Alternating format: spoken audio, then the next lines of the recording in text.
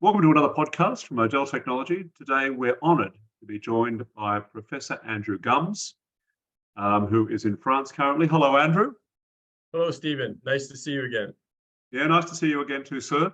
Andrew, what I'd like to do is start the podcast with you introducing yourself, talking about your background and how you ended up in France, if that's okay. Sure.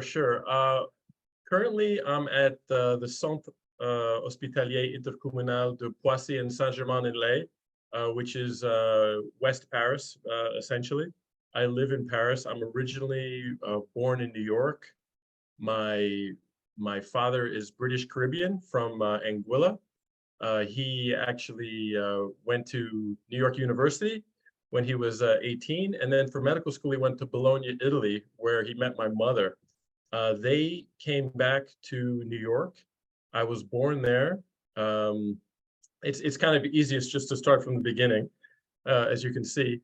And when I was 3 months old, we actually moved to Seoul, South Korea during the Vietnam War. My father, because he wanted to become a naturalized American citizen, joined the army during the Vietnam War. And luckily for us, they had pity on my family, I would say a little bit, and we were sent to Seoul, Korea. My father actually worked at the last MASH unit. It was no longer a mobile army hospital at the time. It was like a true fixed hospital. But I was there for basically the first year of my life. My first words were actually in Korean, and yeah, I didn't tell you that part. We actually we had a nanny from South Korea when I was a kid. So basically, we'll skip a few years, and I'll just tell you, I went to college at Yale University. I went to medical school at the Yale School of Medicine. I did my surgical residency at Yale New Haven Hospital. I did a 2-year pancreatic surgery fellowship at the University of Verona. Then I did a minimally invasive surgery fellowship, or a minimal access surgery fellowship, at the University Hospitals of Cornell and Columbia in Manhattan, where I got to work with people like Dennis Fowler and Michel Gagne, two really the fathers of laparoscopic surgery. Then what did I do? I went to Paris, actually, and I did a minimally invasive hepatic, pancreatic, and biliary surgery fellowship with a guy called Brice. Back then, there weren't any places you could learn how to do laparoscopic Whipple procedures, which is removal of the head of the pancreas, really considered one of the most complex surgeries. I remember back when I did my training, most people thought I was crazy, if you will, but there were 2 places in the world where you could learn how to do these. You could either work with Brice in Paris, France, at Institut Mutualiste Montsouris, which incidentally is the place where the first published case of a laparoscopic cholecystectomy came from. It's a very nice hospital in South Paris. And the other place where you could learn to do these procedures was in India with Dr. Palanivelu. I chose Paris. Then I went back to work at Columbia Presbyterian Hospital as an attending. I went to Fox Chase Cancer Center as the director of minimally invasive HPB surgery. Then I went to private practice for a few years. We were affiliated with MD Anderson. That was next to New York City in northern New Jersey. And then I really realized that so important to be politically correct these days. I'll just say that I realized that wasn't exactly what I was looking for. And I moved to Paris. And I moved to Paris at the end of 2018. And I redid my exams. I had to learn French. I had to pass an exam to become a licensed surgeon here, where only 10% of people pass the exam. So that was interesting. And once you pass the exam in France, you have to work in a public hospital for 2 years, which I've completed. And it's kind of interesting so people understand. I've actually accumulated 13 weeks of vacation. So this is actually my last weekend of call. My contract ends at the end of June, so I have a few months off. Another interesting thing about France is even though I have the next 2 months off, I technically can't work anywhere. I have to take my vacation, which is kind of an interesting change of lifestyle, if you will, from the United States. In the United States, you could always work. In France, you're kind of you're hindered, which is you know, a lot of reasons why I like working in here. That there's a nice work-life balance. But my next plans are to go to the American Hospital of Tbilisi in the Republic of Georgia. So people get confused when I tell them that. No, I'm not moving to the state of Georgia in the United States. I'm going to work this summer in the Republic of Georgia at an American hospital there. It's actually funded by the DFC, which you know more about than I do. Yes.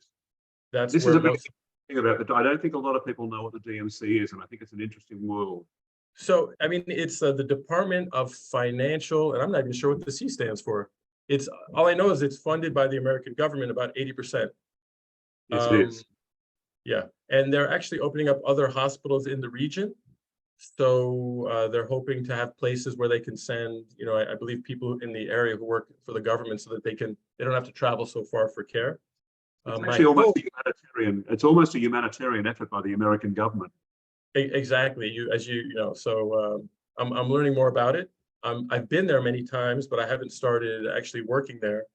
But I'm trying to build up the artificial intelligence that is utilized over there. They already have some. They already use some artificial intelligence looking at endoscopy images, but I want to build up more and build up some of their robotics over there.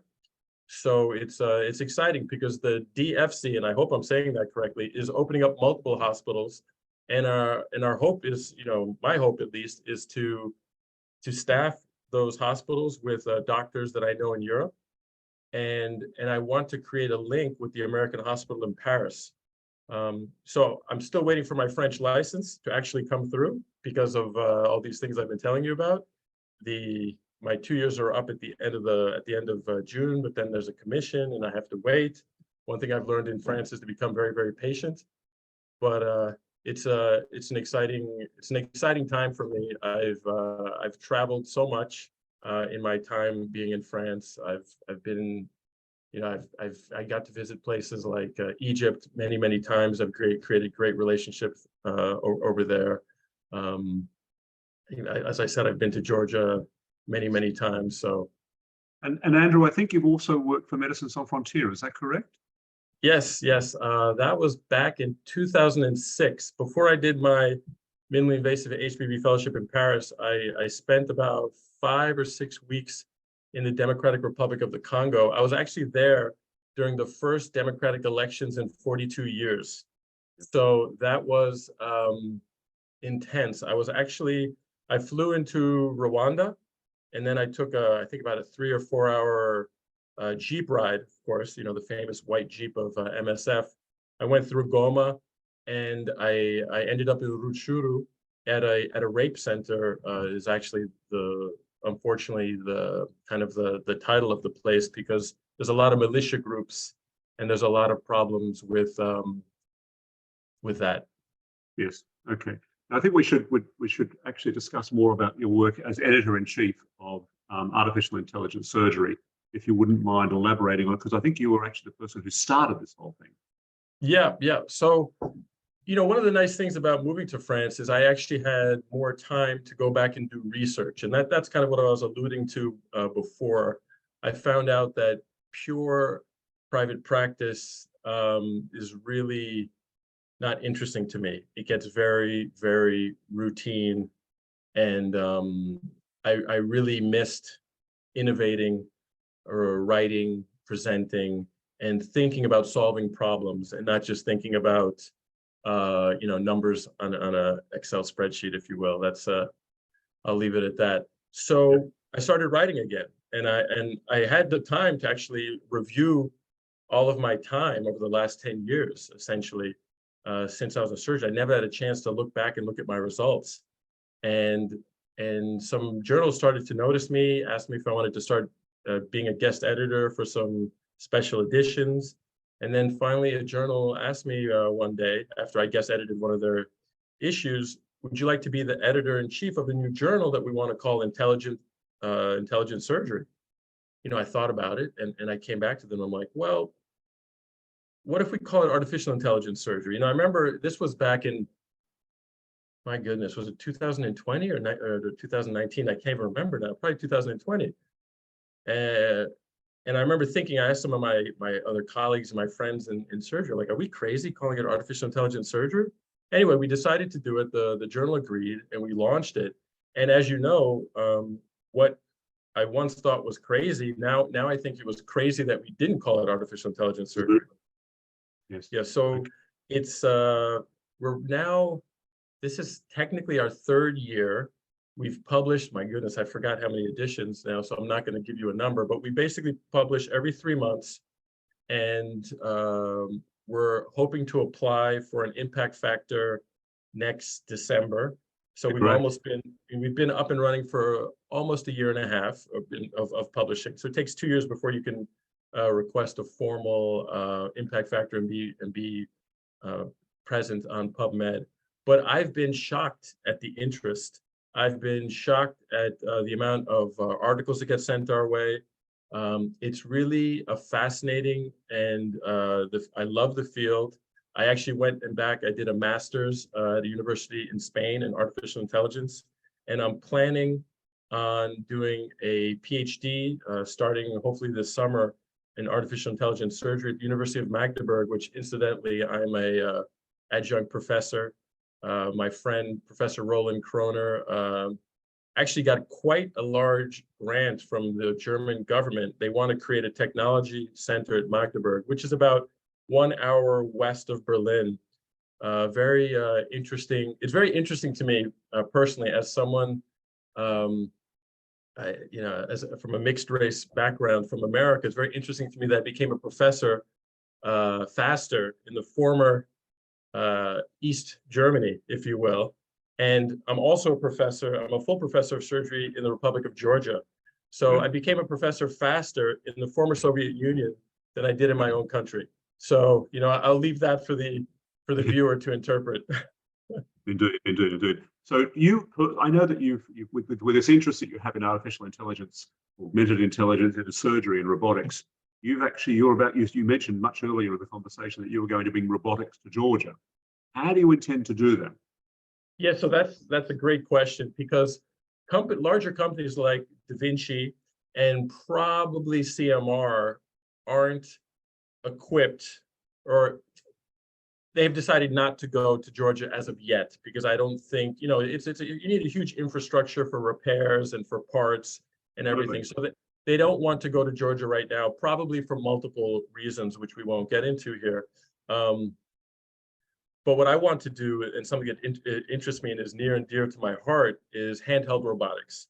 Because we've been using robotics for many, many years. What I found was that surgeons don't really understand the subtleties of what robotic surgery is, what telemanipulation is.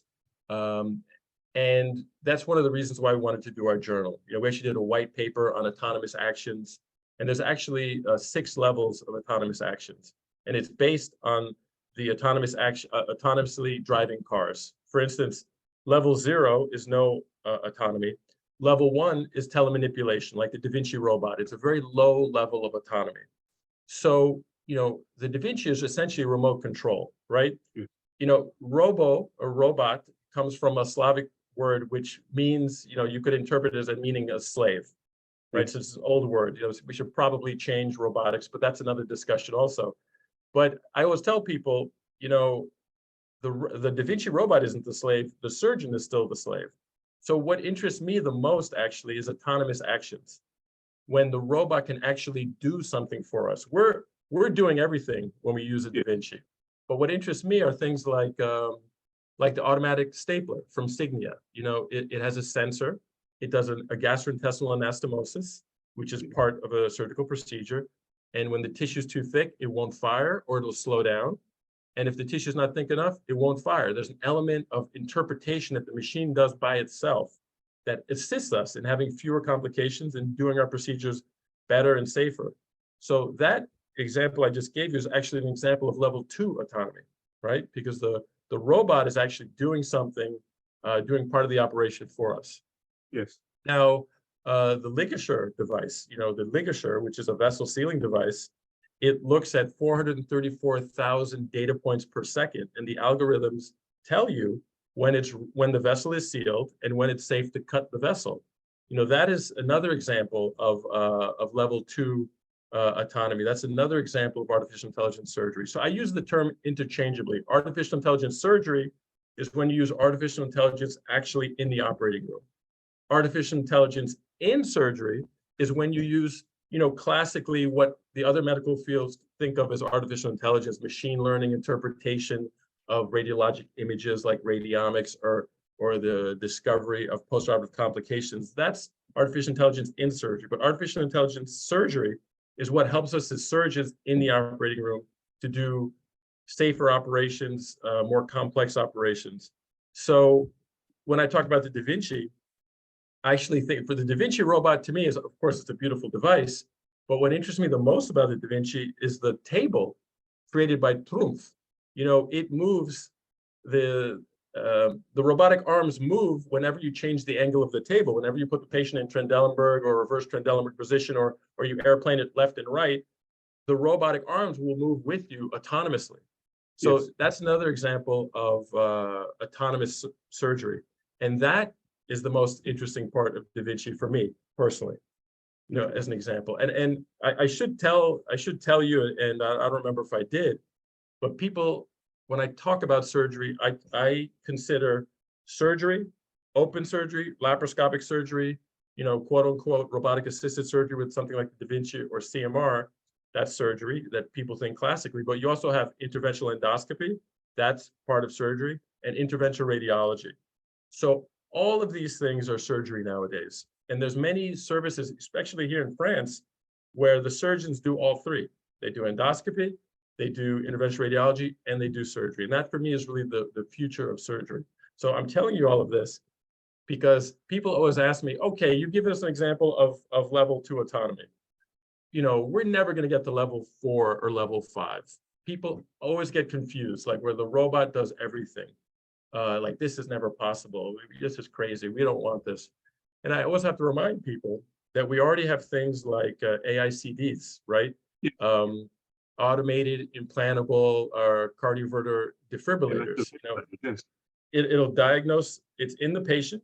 There's no human involvement anymore once it's in the patient. It'll diagnose a malignant arrhythmia, and it'll give a life-saving treatment autonomously, completely. That's a beautiful example of level 5 autonomy that already exists and has been around for over a decade. So artificial intelligence and autonomous actions are here. It's just that we didn't know the vocabulary.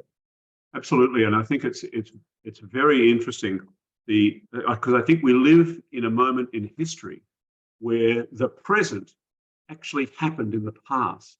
And that means that the technology is there. It's been there for the building blocks have been there for so long, the patents, and now they're accelerating. The change is accelerating at such a rate that we barely notice, and then all that we notice when it's now in the past. And I think when you look at augmented intelligence and artificial intelligence in surgery, we think that an advance is when we can detect the amount of pressure being exerted on an organ, and we can detect what the organ is and the shape of the organ. But I think that I do believe, and it's just it's a faith I have in the rate of change, that machines, robots, as we like to call them at this point in time, I think they'll be called something else further down the track, will actually be performing a certain amount of the surgery by itself. Absolutely. I mean, they already are. When you look at surgery, you can break up surgery into surgeons, which is like part of a surgery, say gastrointestinal anastomosis. But then you have an even smaller part of the surgery is a deck scene, right? So it's maybe you make the holes in the intestine. That's a deck scene. You put the stapler in and you fire it. You make the anastomosis. That's another deck scene. And then you close the hole that remains. That's a third deck scene. All 3 deck scenes makes a surgeon. So we already have an autonomous deck scene that is done all the time, this autonomous stapler. And I believe Ethicon actually has a circular stapler that is powered, but with a sensor. There are other staplers that just, you hit a button and it just fires. Come hell or high water, whatever the expression is, it'll fire. Like if there's a nasogastric tube there, it'll fire. That's automatic. People need to understand the difference between automatic and autonomous. Automatic is just, you just hit a button and it just goes. We're not interested in that. We're interested in autonomy, where there's a sensor, where there's some interpretation by the machine that is being done. And I just wanted to correct, before I misspoke, the ligature I said was level 2. I actually used the ligature as an example of level 3 autonomy, because the ligature has 3 different buttons. Depending on how big you think the vessel is, you choose which button you want. So that's an example of level 3. And just for completeness sake, I use as an example of level 4 autonomy is something like when the interventional cardiologist, who I consider as a surgeon, puts up the catheter into the heart, and the machine will actually detect areas of arrhythmias and will autonomously, while the cardiologist kind of just, they've done their work, they've put it in the heart, will just sit there while the machine will go and ablate those areas of the heart by itself. So we have all examples of no autonomy, all the way up to full autonomy already. Yeah, it's a matter of time, isn't it? It really is. And I think that the companies like CMR, Da Vinci, I know Medtronic's coming out with their robot in Europe very soon, and all of these companies will, in time, be able to consume a lot of this AI and a lot of this that's been sitting there for years. Well, you bring up a great point, because another thing that we write about, we wrote a white paper also on ethics of AI, which Professor Gaia Spolverato from Padova it's really her brainchild. Hopefully get published soon. But we talk about, we're really creating, unfortunately, if we're not careful, healthcare, 2 different types of healthcare, the haves and the have-nots. And there's a danger that AI can exacerbate this greatly. And a perfect example is Georgia. The American Hospital has the money and they want the Da Vinci robot, they want the CMR, but they can't get it. So this is why I was talking earlier about handheld robotics. I'm talking about more affordable robotics, where the surgeon is in contact with the patient. I also use the term non-console robotics, where the surgeon is at the bedside. They're not at a console somewhere. If something happens when you're doing a Da Vinci or a CMR, the surgeon's not sterile. They gotta get sterile. They gotta move the robot. They've got to go in through a traditional incision. So, what about a different way of doing this that actually, as you said, we've been doing, this is how we initially did robotics with the ASOP, right? The ASOP is just a remote controlled camera holder that we had back in the 90s. What about going back to that? And that's what I do. I use a Vicky, which is used to be made by Endocontrol. I think there's actually a new company that would purchase it, and I don't know the name of them, but I believe it might still be Endocontrol. But an autoclavable little robot that holds the camera that enables me to, be in contact with my patient. So I have a little bit of robotics. I have the stapler I was telling you about. I have the ligature I was telling you about, and they're articulating instruments. There's one made by Handex, it's a company in Israel that has 8 degrees of freedom, I believe, which is 1 degree of freedom more than Da Vinci. And now I have my robotics in my hand and I have haptics, because I can feel when I'm about to tear tissue or destroy it, which is something you can't do when you're at a console, right? So CMR actually has some form of haptics, but the problem with that is the robot detects the resting tremor that we all have, and it kind of it makes the haptics not usable because there's too much of a tremor. So this is another beautiful thing about handheld robotics. Number one, we can maintain haptics, and number 2, more doctors have access to this type of technology, get used to more autonomous actions, and we wonder if this is actually the safest way forward. Okay, that's interesting. I just want to say thank you very much, Andrew, for your time today. It's been fabulous to talk to you, and I look forward to talking to you when you've taken up your position in Tbilisi. Thank you very much.